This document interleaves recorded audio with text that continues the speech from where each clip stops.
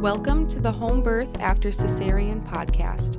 Due to the rate of unnecessary C-sections, the lack of support, and limited options for VBAC moms in the hospital, more and more women are choosing to have their VBAC babies at home. This podcast was created for women to share and listen to stories of home birth after cesarean. I'm your host, Rachel Garrett.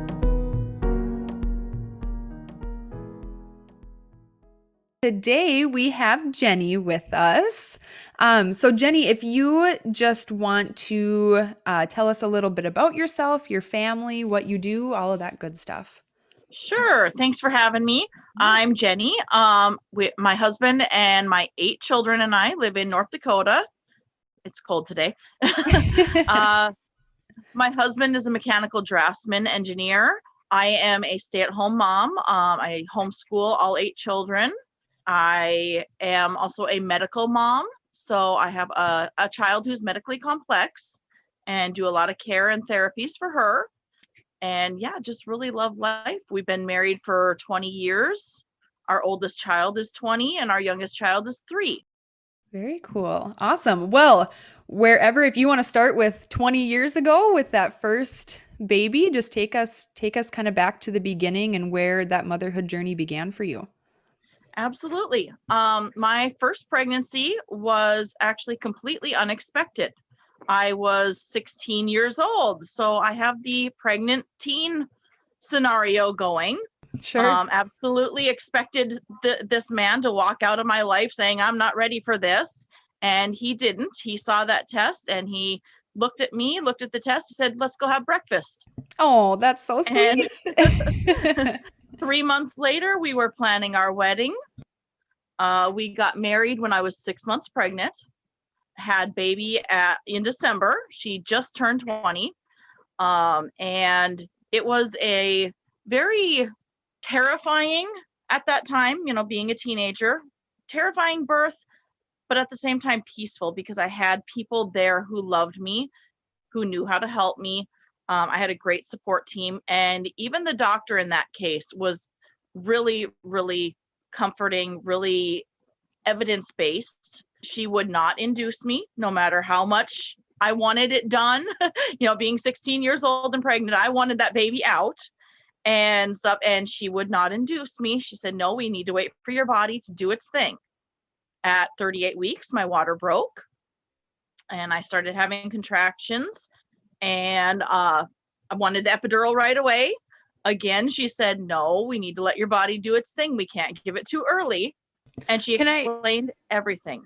Can I ask, where was this that you had your first baby? Was it where you're living now or was it somewhere else? No, this was actually in Williston, North Dakota. Very cool. Yep. Sorry, I was just curious because I feel like that's something that you don't hear a lot, especially as a young mom who maybe isn't as prepared and you don't really know what you're getting yourself into per se. So I just wanted to hear where that was at because that sounds great. Yes, and that's something else that I found with my entire journey is that doctor was just phenomenal when it came to pregnancy and labor and birth care. She was very, very natural minded. She did the typical things that you'd see in the hospital of IV, and we did finally do the epidural and whatnot, but she was just so laid back and letting the moms do their thing. That's awesome. Very cool. Yeah. So I started pushing on my back and things just weren't moving along that well. And she actually offered the options of getting up into a squatting position, getting on a birthing chair, all of these things. And it was finally on the birthing chair that baby's head started crowning. I believe baby's head was actually out and she had me just kind of waddle over to the bed while she held the baby there. My thinking is baby's going to fall out on the way there, and got on the bed and laying down and baby came right out. No big deal. And it was at that point that they told me that baby had come out sunny side up. Did you have back labor or like? I did. Okay. Yes, I did. I didn't know what it was. And they said, well, that explains why you had so much pain. She came out looking up at the sky. and it still took me actually several years after to fully understand what that meant. And so, but it was neat to realize that I was a teenager and I still got that baby out in a posterior position. Absolutely. Because sometimes, I mean, that can lead to like longer labors, more interventions, different things like that. Yep. So that's awesome that you had such a supportive doctor. Yes. So she was incredible. I did wind up with 5 stitches. Again, not a bad thing for a brand new mom. So, yeah. So then how long after your first baby was born did you get pregnant with your second? So that was December of 2000. Okay. And I had my next one February of 2003. So I was 19 when I had him, and that was a little bit of an odd situation. I had one doctor that took care of the prenatal care, but she did not do births, so she had to transfer me during the last 6 weeks of pregnancy. Was that at the same hospital that you were at, or a different one? No, we had moved to Wahpeton, North Dakota, and this was a different facility it was something about the doctor had some health concerns herself and didn't feel comfortable catching babies anymore, and which I understood. But we switched to the other doctor at about 32 weeks, and he was not quite as naturally minded as that first doctor that we had. So at about 38 weeks, he started doing membrane sweeps. He started throwing around the words, "This is a big baby, we might have to induce." And at 40 weeks on the dot, he said, "Okay, we're setting up for induction. This baby's too big. We need to get the baby out." And did you have any knowledge prior to that, like what those types of things meant, or that's kind of like something that you sometimes hear from doctors, or how did that feel for you? It was scary for me. I didn't realize that, a woman could birth a big baby. I didn't realize that, I watched movies where women had done it back in the 1800s and whatnot. And in the movies, you always hear of something bad happening. So that's what I envisioned for me, is if we don't get this baby out, something bad is going to happen. And it was 40 weeks on the day. I was induced. I was on 19 hours of Pitocin. Yes, very, very difficult drug to be on. Mm-hmm. I got the epidural as early as I possibly could, Mm-hmm. Didn't know any better. So I just got it. And I pushed out a beautiful little redheaded boy. And how much did he weigh? Do you remember? He weighed 8 pounds, 8 ounces. Okay. How much? I didn't ask, how much was your first baby? First was 7 pounds, 4 ounces. Still bigger, but not a big baby. I mean, still a pretty average sized baby. Yeah. Yep. Not big at all. And, the thing I remember from that birth is that the nurses were just insistent that I must be in pain. He was such a big baby. I must be in pain, and I need to take ibuprofen. And people laugh at me because I'm pretty blunt with things. I looked at the nurses and I said, "I do not feel like I had a baby. I just feel like I had rough sex." And at that point, the doctor looked at me and said, "Okay, I think you're ready to go home then." That's a good sign, right? So yes, and I think that bluntness really does help us women in those situations. Yep, I would agree. So I would encourage women, don't be afraid. Yeah, be direct. Whatever words you've got to use. Mm-hmm. Absolutely. The more direct and confident you sound, the better. Yes. Mm-hmm. Yep. So yeah. So that was my biggest baby to date. And came home and I was nursing him, and wound up not being able to nurse him as often as I wanted to. I think we quit at about 3 months because of severe thrush. Mm-hmm. He had blood ulcers in his mouth and whatnot. So I did not get to nurse him as often as I wanted to, but we still have a great relationship. So, hey. And he was 9 months old when I got pregnant with the next one. And that one was the same situation as his older brother.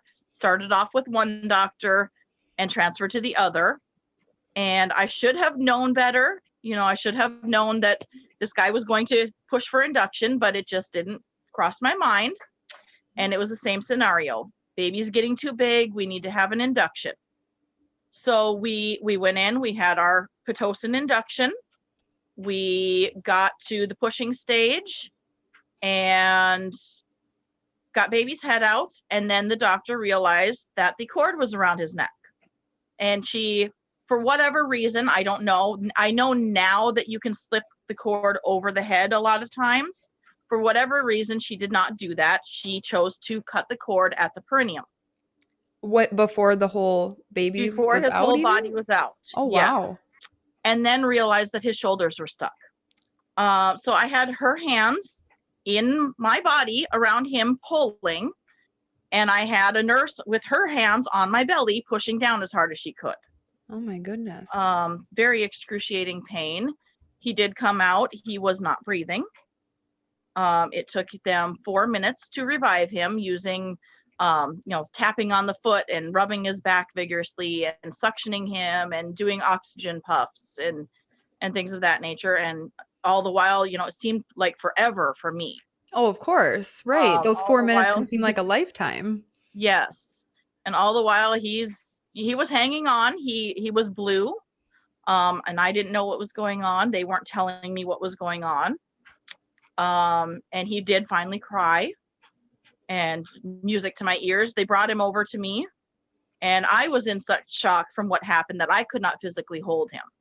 Oh, I was just shaking and could not physically hold him. I was throwing up. That's a severe trauma to my body as well.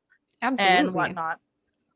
So Dad held him for a good 3 hours, I think, before I was able to. He has some neurological differences now. Because we believe because of that birth and the lack of oxygen.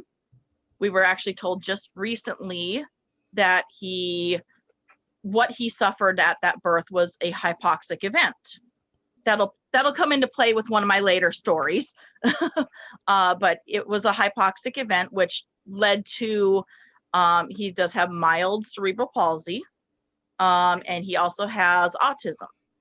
High functioning autism. He's able to do everything on his own still, but there is definitely a difference. And so that lack of oxygen really played a role in how we've raised him even and whatnot, and how he interacts with other people. So. And how was your husband in that situation? Like and how did both of you feel going home after that? And how did that postpartum period compare to the previous two? Because you're right, that's a very traumatic thing. My husband is calm, cool, collected just all the time. He does not panic over anything, and that's really kind of the glue that holds our family together and stuff. He's just an amazing support person. Myself, I was panicked. I viewed it as my baby just about died. I don't really want to go home. But at the same time was excited to be home. That first year after his birth, though, I was panicked a lot. I would notice quite often when he would lay in his little bassinet or crib that he would choke on his own saliva. And I knew there was something wrong. Doctor said it was just a normal baby thing. It's no big deal. Just lay him on his side. And so, back in the days when babies were allowed to lay on their sides while sleeping. And, so I just kind of kept going. And I know now, after other birthing events and what we've gone through, that was a sign of that hypoxic event. And I praise God that he made it through. Yeah, absolutely.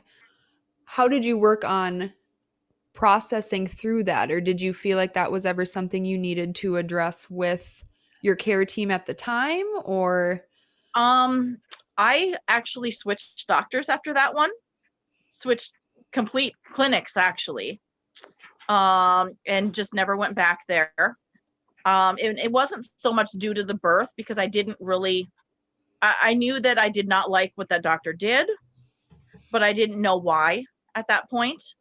It wasn't until baby number 6 that I learned what had happened. Okay, so kind of connected those dots later. Yes, yeah.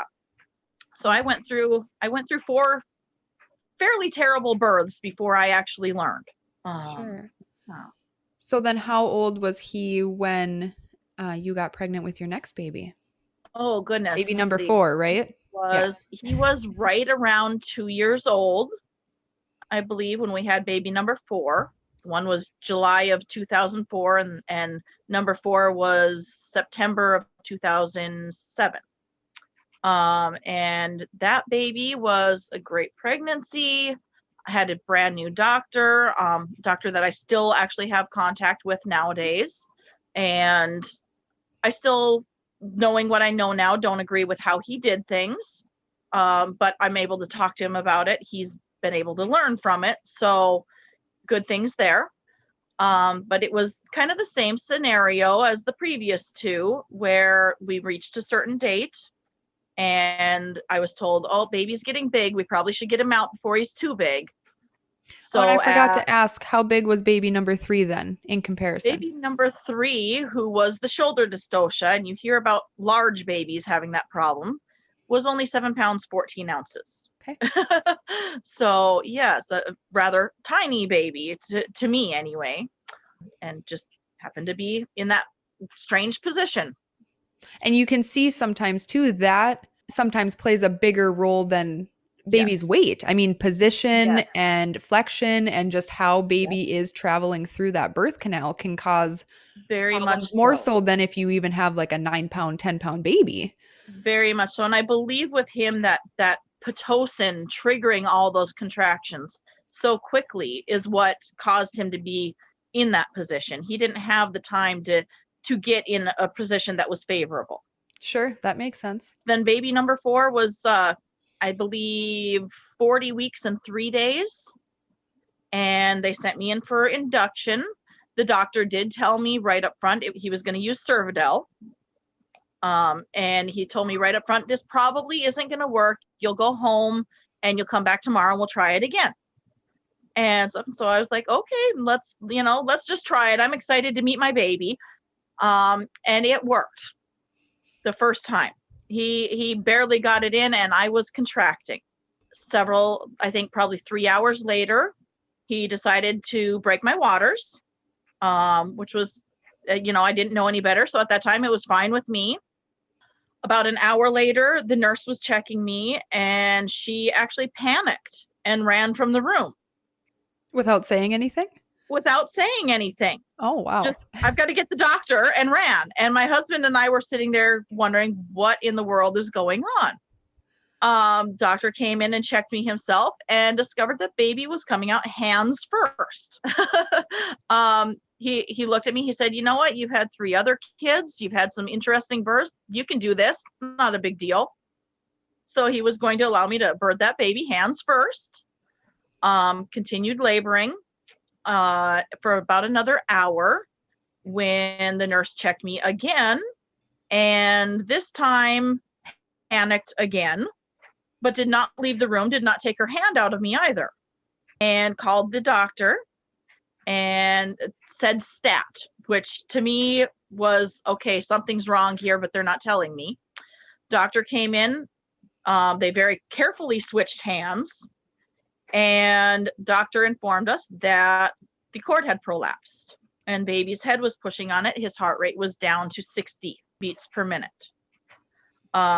They gave me some medications to stop labor. They flipped my bed almost upside down where my rear end was in the air.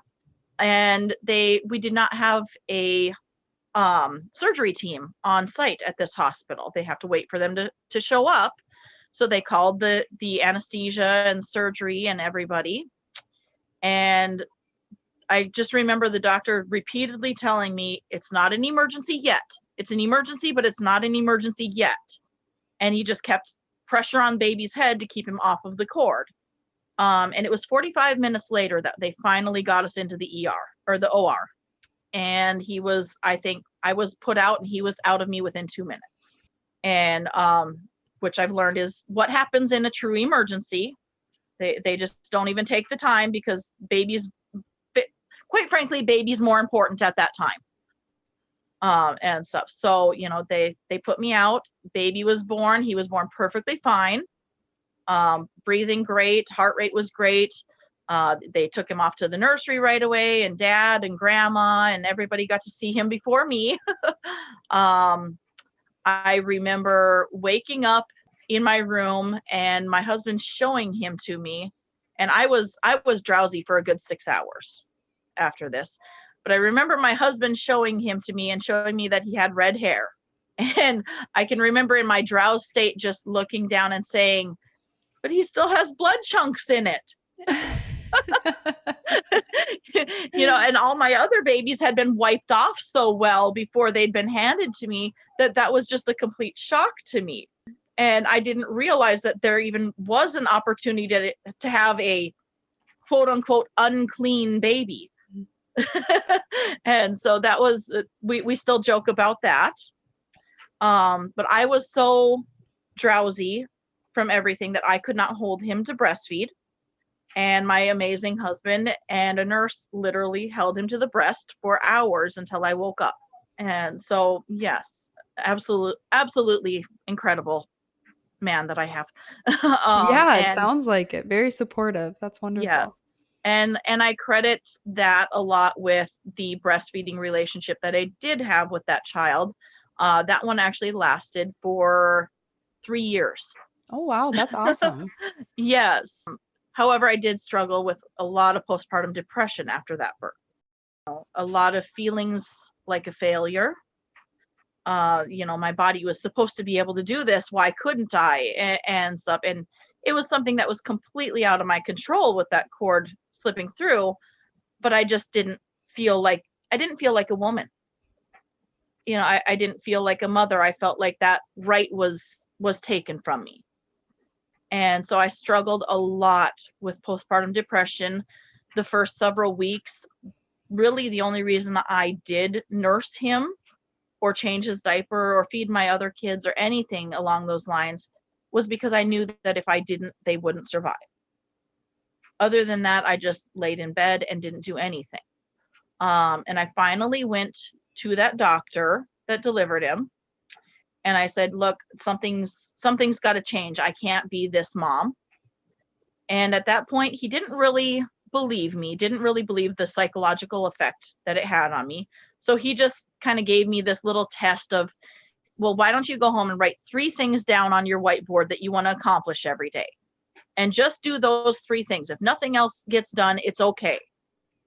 And so, I took his advice. I went home, I did it.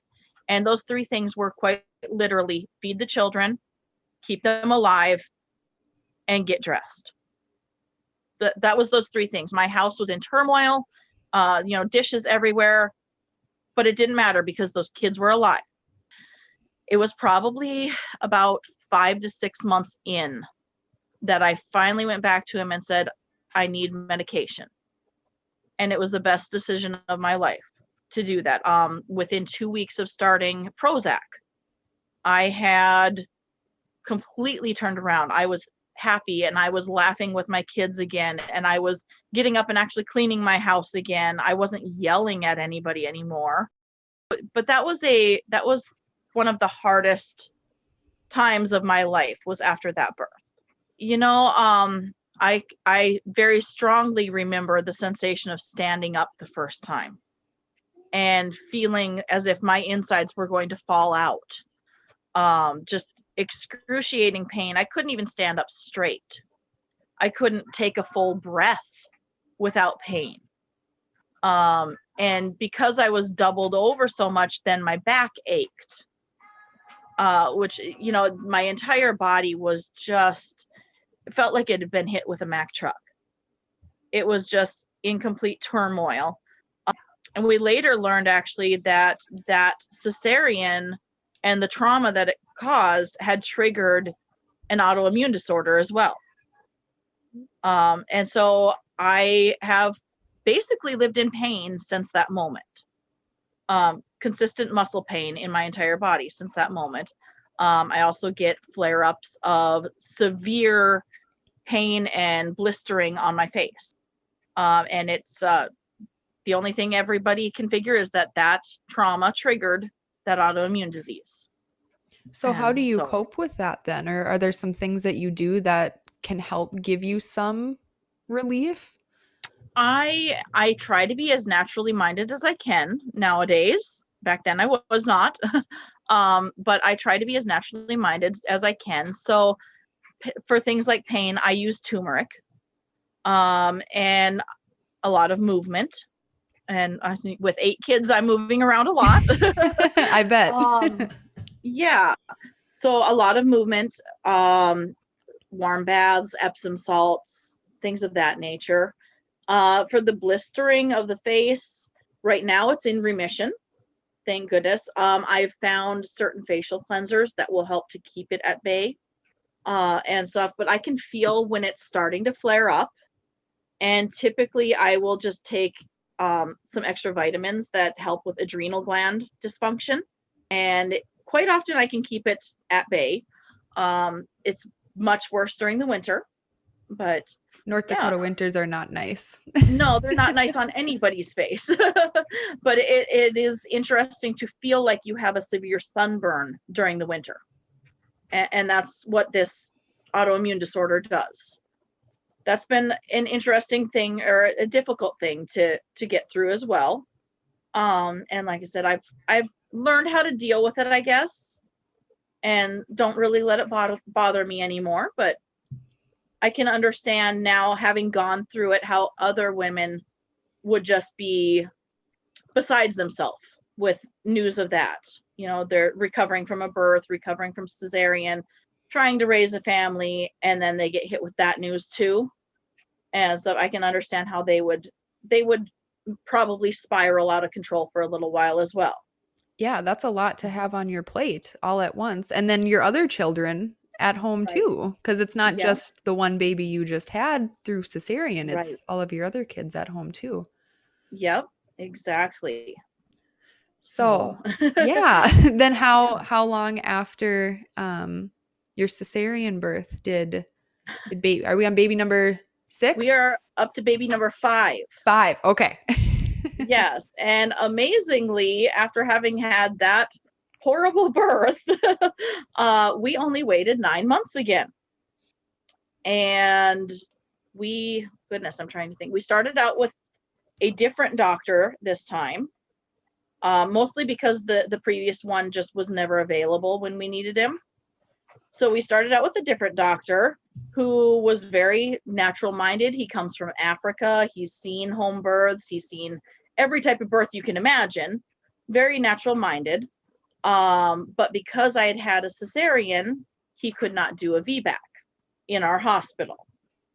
So he was able to see me through 32 weeks, and then he had to transfer me to a larger hospital an hour away. And were you planning a VBAC at this time then, I'm assuming? Okay. I was adamant that I would never be cut open again. I did not want that. So yeah, VBAC was all the way. We had even talked about the possibility of doing a home birth. We didn't give it very much credit at that point, but we talked about it. But we found this doctor in a town an hour away in Fargo, North Dakota, who I did not realize at the time was as old school, I guess you could say, as he was. But it played in so well to our benefit. You know, I got to 40 weeks and I was expecting that same old, we got to get the baby out. And he was just, nope, we're going to let your body do what it needs to do. And I got to 41 weeks. And I said, I need this baby out now. And he said, no, we're going to let your body do what it needs to do. You're 4 centimeters. It's doing something. And I got to 11 days past my due date. And he finally said, okay, you're 4 centimeters. You live out of town. I will agree to breaking your waters. That's the only way I will induce you. And so I showed up that morning and he broke my waters. Contractions started immediately. I had back labor again. So at that time, I had learned a little bit what that meant. And I had incredible nurses up there who basically just had me lean over a counter and sway my hips. And within 20 minutes of doing that, back labor was ceased. I was in transition. Had the epidural because I didn't know any better. Got it in transition, and not even an hour later, I had pushed out a beautiful little boy. How long was that from start to end, from when you had your waters broken to baby being born? That was 5 hours total. That was my quickest labor and delivery ever. And I kind of look at that and wish all of them could be like that.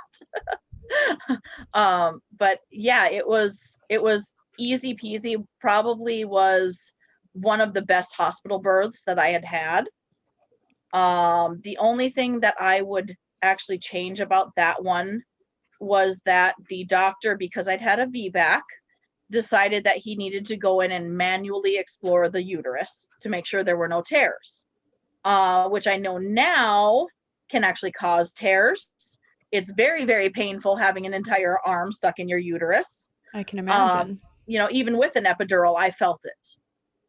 And it can cause infection. It can cause all sorts of just horrible things. So it's a very atrocious thing to have done. And I would encourage women to say no. Kick that doctor if you have to, because you're going to know if your uterus has torn. You're going to know there's going to be excessive blood. There's going to be pain. It's not something that's going to be missed. So there's no reason to have a hand in there searching for it. And that can happen. I mean, the risk of it is lower than if you've had a C-section, but I mean, there's a risk of a uterine window or rupture or all of those types of things, right? Even if you haven't had a cesarean. So to feel the need to do that. Yep, very draconian. I think it was the next day I was out of the hospital with baby. We discovered that he had clubbed foot. And we still don't know if it was a genetic thing or if it was him being so cramped up in there. We have no idea, but he wore a special brace on his foot for 4 years. When he was learning to walk, he fell and bit through his lip and his tongue multiple times. So he quite literally lives up to his name, which is Surge. He is our surge of electricity in the house. I love it. Yes. And how much did he weigh at birth? He was 8 pounds exactly. So at this point, I've had 2 7-pound babies and now 3 8-pound babies. Felt perfect after his birth. Came home, took care of him, took care of the other kids. I did start to notice a little bit of postpartum depression again. And because I noticed the signs, I went in and got on medications right away. I said I wasn't even going to mess with it. I'm just getting the medications and getting it done with, and felt incredible after that. I was a rock star with mom of 5 and getting things done and homeschooling them. And, I felt on top of the world, really. Nursed him until 18 months and his older brother until 3 years old. So they quit right at the same time. Oh, so you were tandem nursing then too? Yes, I was. Yes. Okay. Didn't know what it was called back then.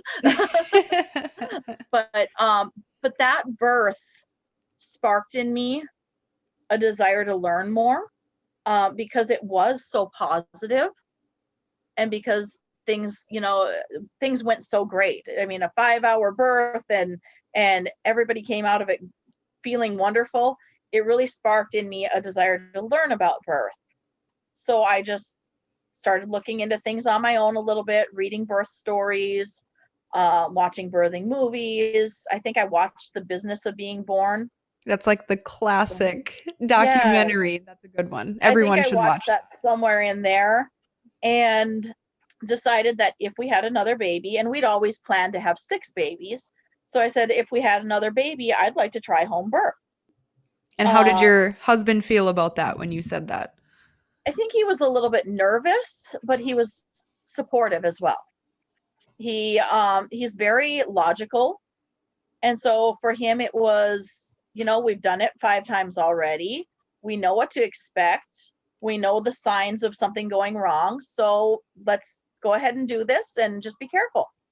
And he knew we'd have a midwife. So, we just kind of planned things out. Well, it was 4 years until we got pregnant again, and went back to our original doctor here in town, who had sent us to the previous hospital. And it was, again, the same thing. He could see us through pregnancy. He could not deliver baby because it would be a VBAC still. Even though I'd already had one VBAC, he couldn't do it. So he set us up with another doctor. This one was actually, from a parent standpoint, she was in support of home birth. From a doctor's standpoint, she had to give us all the no, don't do it type of scenario. We maintained with her that, if everything went well, this was our plan. We were looking for a midwife. And we did have an interview with a midwife, but it just did not sit right with us. There was just something that wasn't emotionally right there for either myself or my husband. So we threw around the idea of even doing it ourselves, having a completely unassisted birth. Unfortunately, our baby decided to be breech. So at 38 weeks, we had an ECV in the hospital with the obstetrician. It was unsuccessful. It was not as painful as people often say it is. And I did not have any pain medications or anything. It just, to me, felt like a vigorous massage, I guess. But it was ultimately unsuccessful. And so I went home in tears, realizing that either we're going to have to do this completely on our own with a breech baby, which was unheard of for us, or we're going to wind up having a C-section again. Those were our only options that we were given. We were told that, breech birth in the hospital is not possible. We cannot do it. So we set up with our regular doctor here in our town who could do the surgery, felt more comfortable doing it with him. And at 40 weeks and 1 day, which was my grandfather's birthday, we went in for surgery, went in for a C-section, and had our little girl who kicked at the scalpel while being born and cut her foot. Oh, no. Yes. So we actually joke with that doctor that he gave her first injury. Thankfully, it was not bad. It was just a little scratch. But yes, she came out. She was, 8 pounds, 10 ounces. So she was my biggest baby ever. Out of all of my children, she was my biggest. She, I was awake during that C-section, which I think made a huge difference. I still was in quite a lot of pain, but it was not as bad as the first one.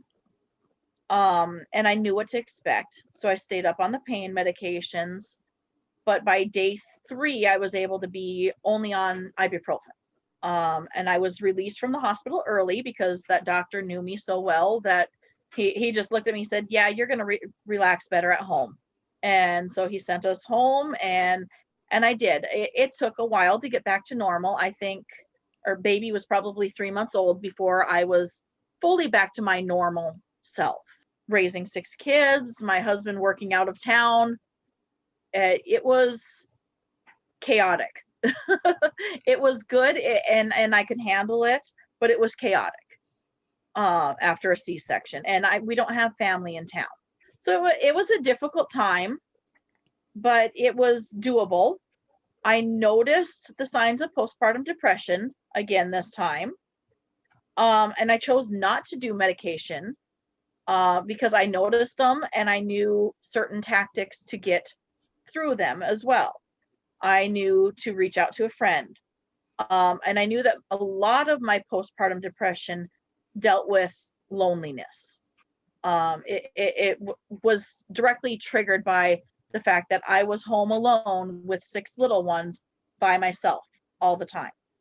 Yeah, that's and a lot. So I learned that I need to go to church and be around people. I needed to go hang out with friends and go on play dates and things of that nature. And that really helped. I was able to get through without medication. I was able to breastfeed that one. Actually, she breastfed until she was 4 years old, which was incredible. And I actually, with her, wound up triandom nursing. Oh, wow. So it was her and her younger sister nursing, and then I was pumping for the baby that is now 3 years old, all at the same Wow. time. That's incredible. Yes. So not the birth I was looking for, of course, but it worked out. I definitely would not, knowing what I know now, I definitely would not do that again. I would choose a breech birth over a C-section any day. And that plays in a lot to my next birth. Baby number 7 came almost exactly 2 years later. And we had found a midwife during that time that does home births, does all sorts of home births. And we really just fell in love with her and decided that she would be our home birth midwife. Went through, I think I was 41 weeks and 5 days when contractions started in the afternoon. I didn't really pay attention. They'd been kind of coming and going for weeks. So I didn't really pay attention to them. By 11 o'clock at night, I thought, wow, maybe this is the real deal. So I texted her and said, okay, I think something's happening, just be on alert and stuff. And she said, okay, well, make sure you eat something and get some rest. So I did. I ate something. I went to bed and I could not sleep. Contractions were coming and going and coming and going. And about 4 o'clock in the morning, I told my husband, I need to get in the shower. I need that water to help with the pain. So he got me in the shower and he called my midwife and said, this is the real thing. And so she told him, okay, well, I'll get up and start getting ready.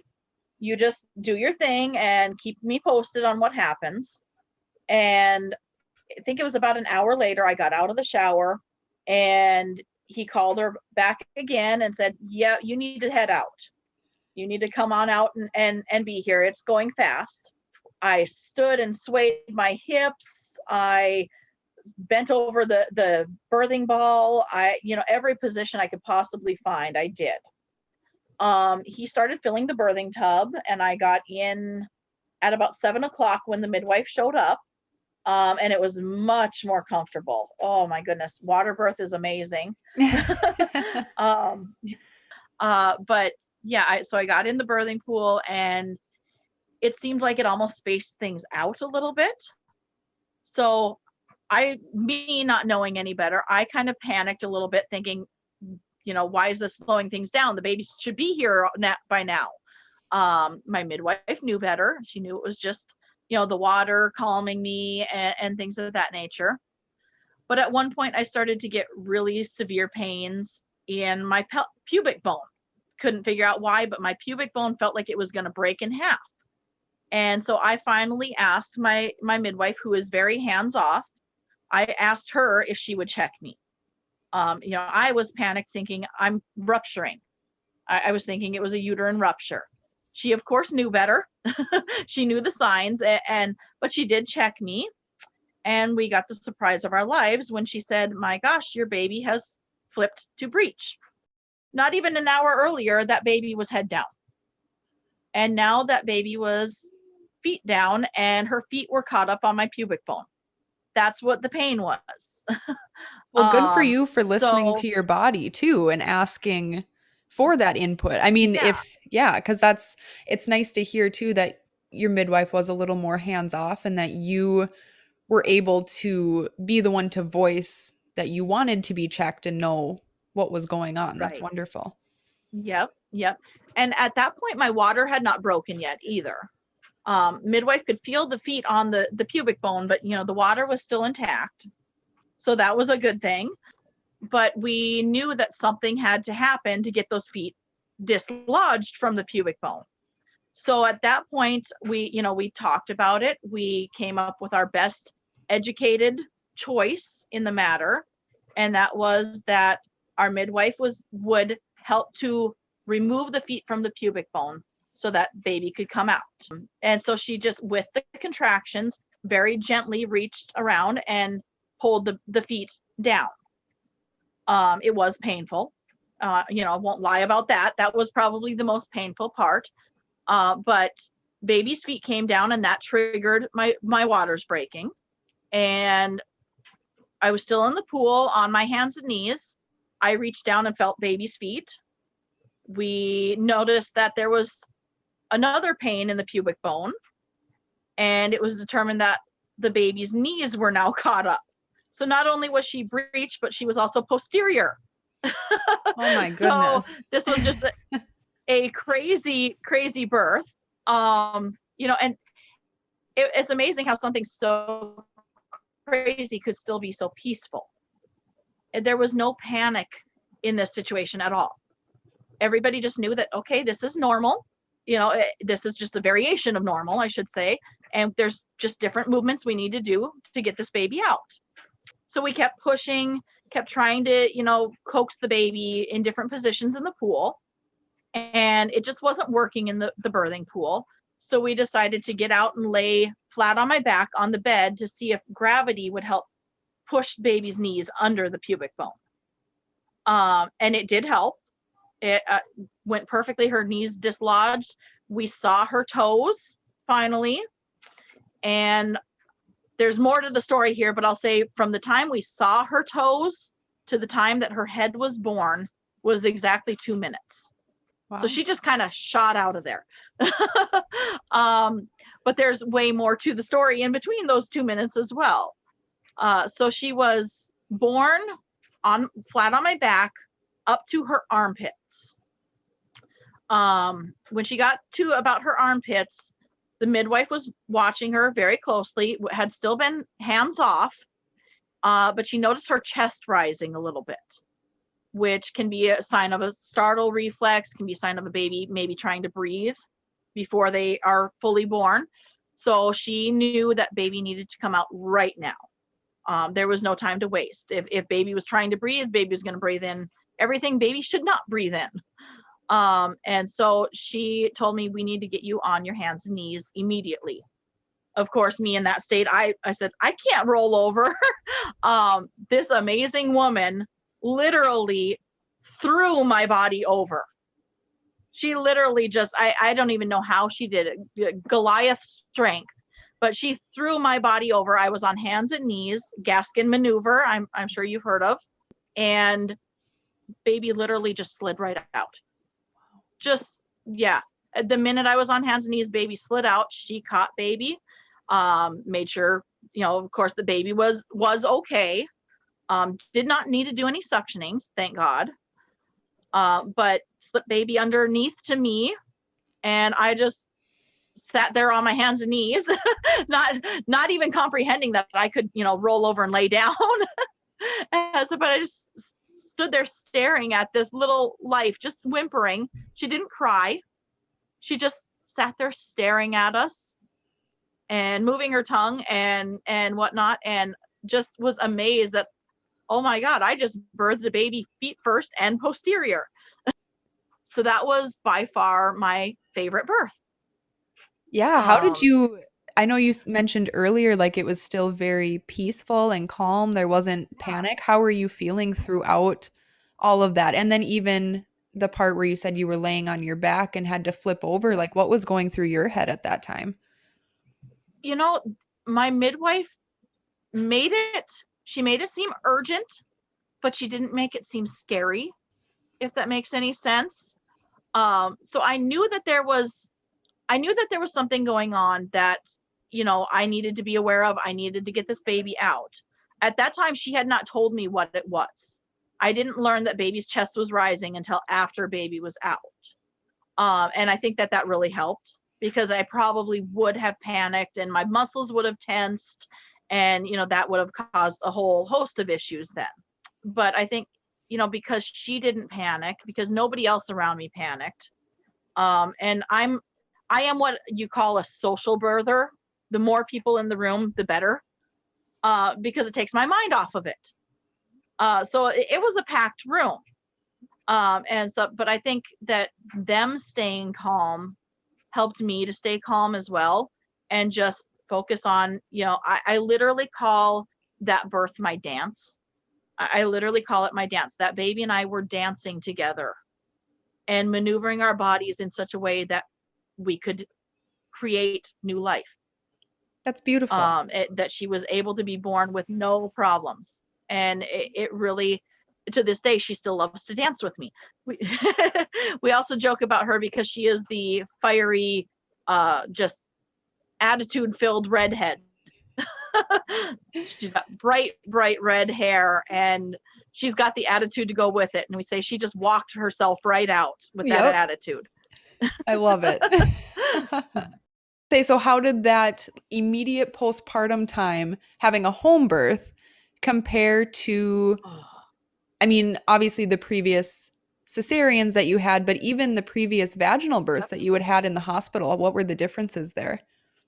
Oh my goodness. It was absolutely incredible.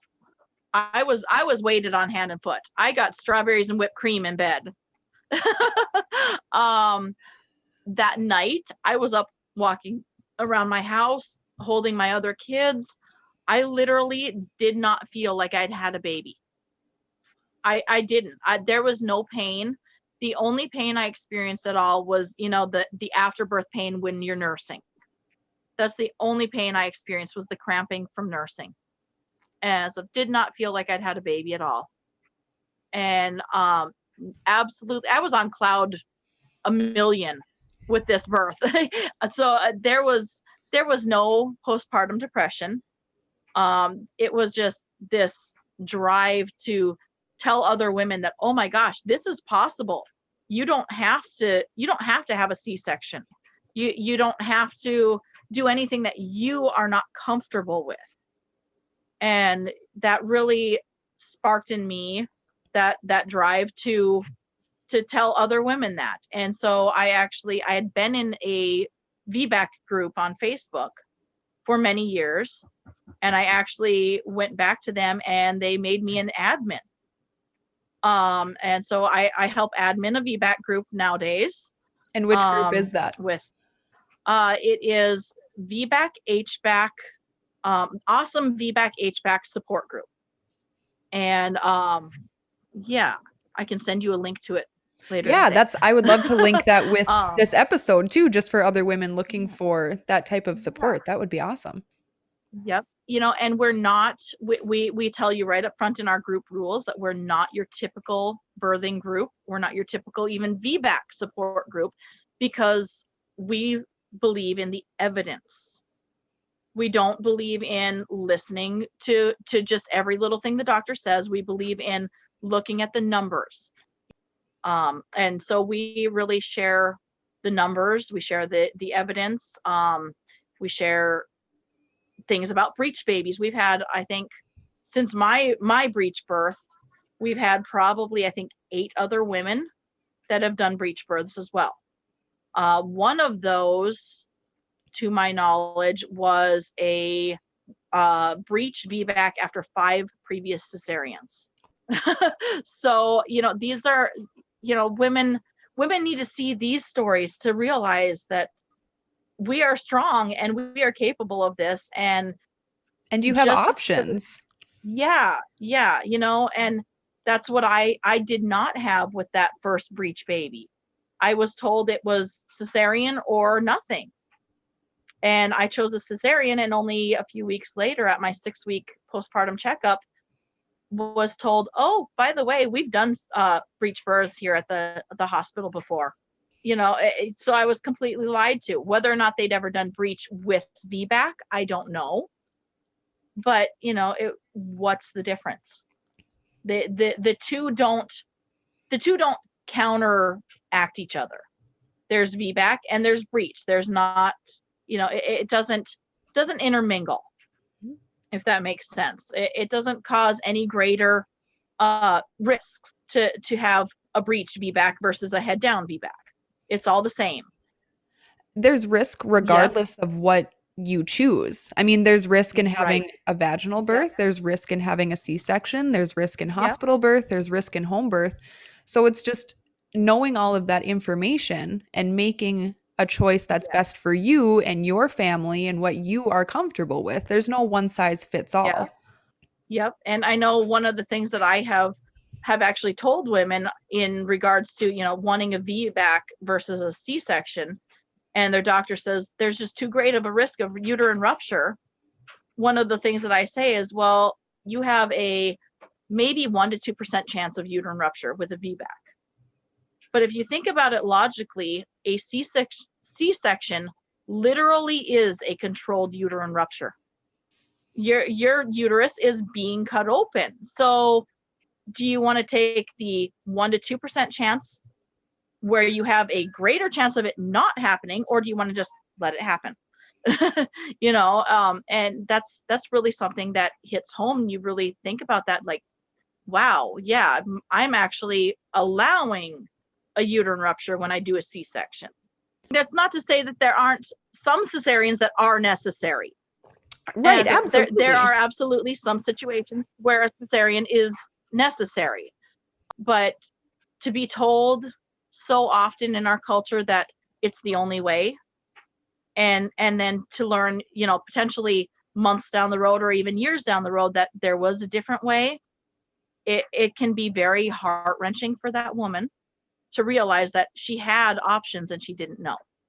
Absolutely. And so that's entirely what our group is about, is making sure that women know that they have options. Very cool. So. Well, yes, I will definitely link that just so that's another resource that Awesome. women can have. Yep. Thank you so much for sharing that. That's wonderful. So then Yeah. baby number And that 8. baby number 8. This one is the one that I have to give a trigger warning for, because this one started out amazing and ended in a situation that no parent should have to deal with. No parent ever wants to deal with, but it is always a risk. So I do give the trigger warning to people in that sense. But baby number 8 came about 2 years and 4 months later. Pregnancy was great. At 35 weeks, I got a dental infection and wound up on antibiotics for it after having a tooth pulled. We believe that it was possibly that course of antibiotics and the infection and whatnot, but we didn't know anything at the time. So I'll fast forward to the birth. At 41 weeks exactly, I went into labor via my water breaking at 2:00 in the morning. So we just decided we'd rest and see what came of it and get up and, do our walking and things of that nature in the morning. So we did. We slept all night. I think we got up about 8:00 in the morning and there were still no contractions, which for me was unheard of. My waters never broke until in labor.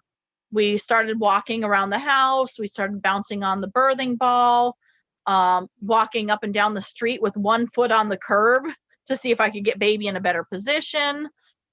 Must have looked hilarious having a fully pregnant lady waddling out there on the curb, but at that point I just didn't care. So we were out walking. I think it was, probably 5:00 in the afternoon when contractions finally started up a little bit.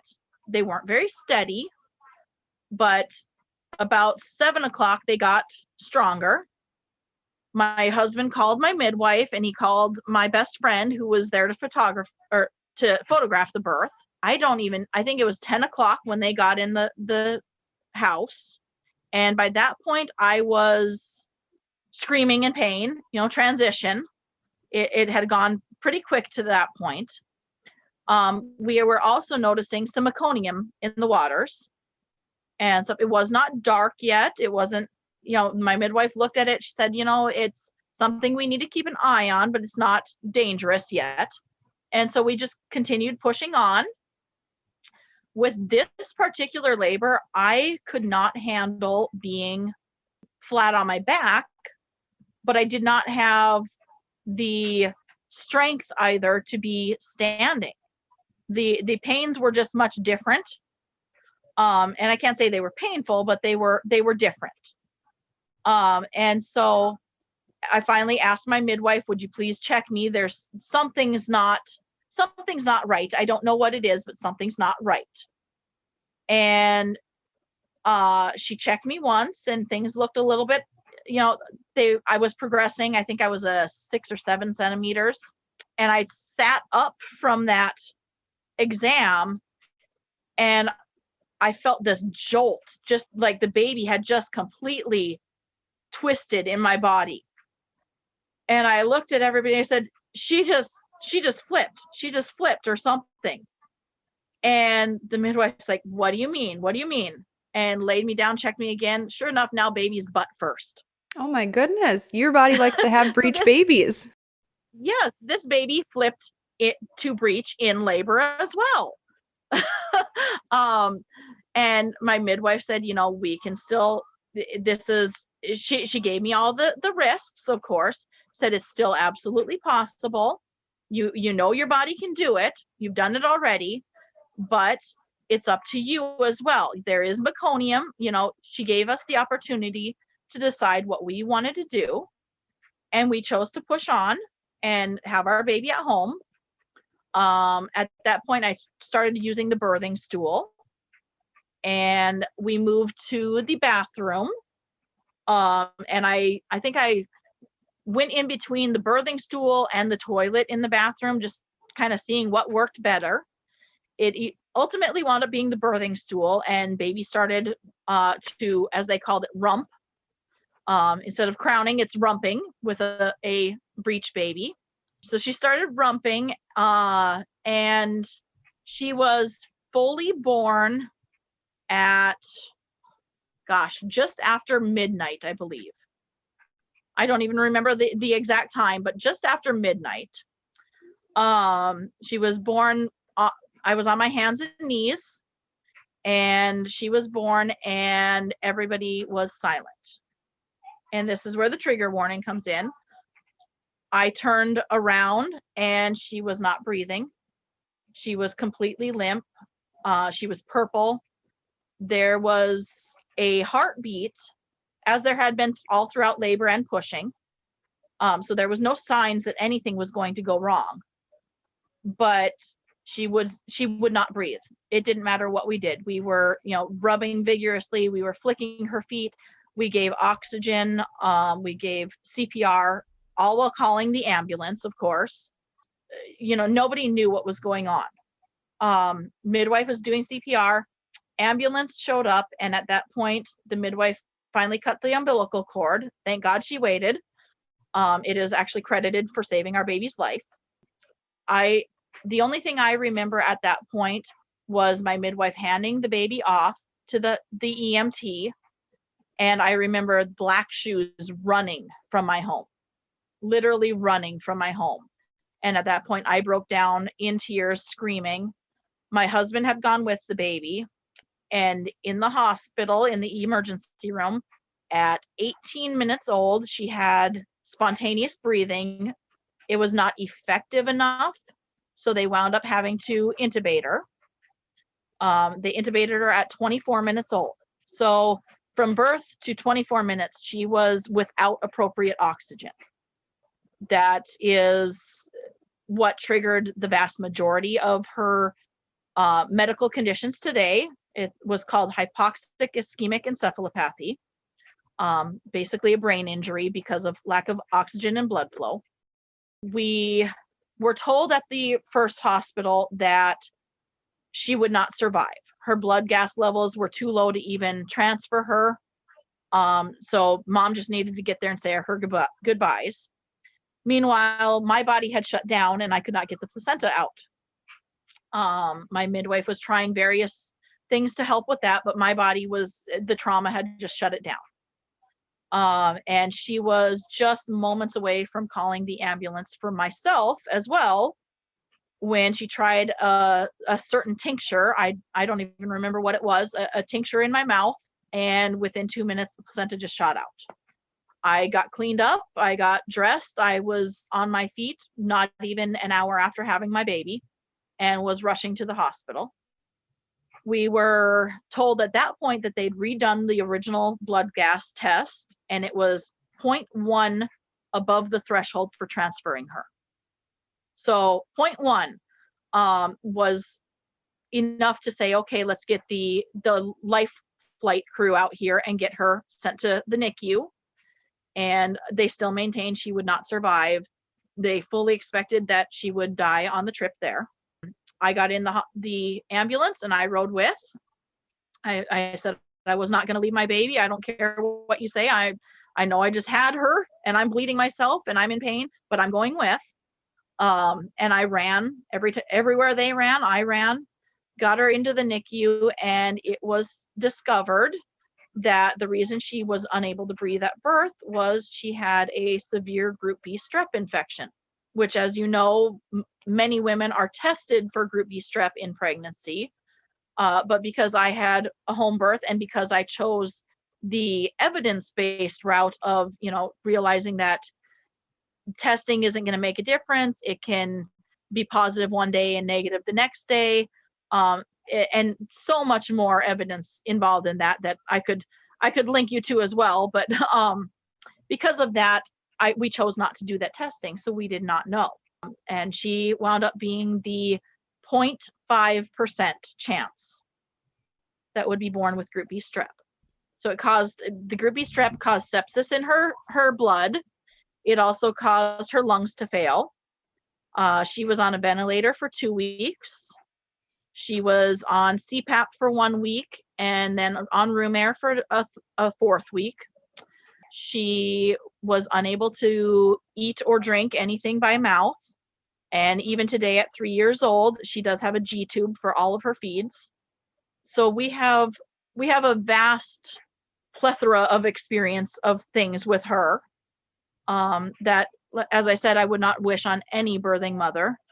I wouldn't wish on any mother at all. But at the same time, she's taught us so much and taught me how to interact with women who are going through a similar situation.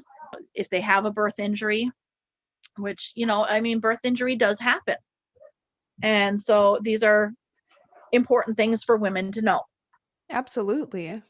Well, and, there are greater incidences of false positives with this test, which then causes women to say, okay, well, I need the antibiotics in labor, which nothing against antibiotics if that's what you choose, but I know that it can damage the gut health of both mom and baby.